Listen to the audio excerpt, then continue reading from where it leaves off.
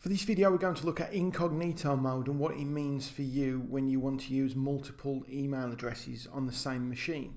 So for instance, you may be a head teacher and you're logged into your email, as I am here. So I'm logged in with one of our dummy users, Greg, and I can use the email quite happily. What I then want to do is log into the school email account. And the problem I have is if I go to a new tab and I go to the email again, so I will get the Greg account still.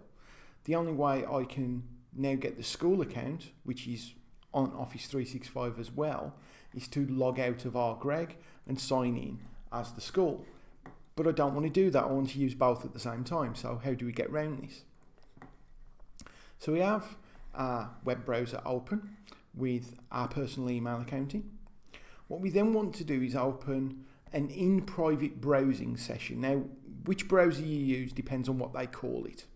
So for instance, if we just go through these, we've got Chrome, Firefox, Internet Explorer and Edge.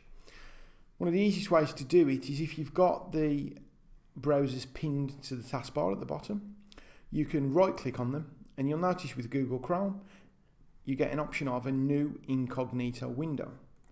With Firefox you get the option of a new private window. With Internet Explorer, a start in private browsing, and with Edge, a new in private window. All these mean the same thing. We'll go through how we use it and then we'll be able to see exactly what's happening. So even though I'm logged in as Greg, right click and new incognito window. Now if I go to the email, you'll notice it's gone to the sign in. What it's essentially doing is it's splitting these two browsers up and it's making this incognito one as though it's completely fresh, brand new, out the box, and it's not going to save any settings that you do here. It's not going to put anything in the history, it's not going to save any cookies, it's not going to save any code. Everything you do in here is completely separate to what you do in the main Google Chrome window. So we can sign in with a different account. And you'll notice that I'm now logged in as the school staff. And if I go back to the other Google Chrome window, I'm still logged in as Greg, and I'm still logged in as the school staff.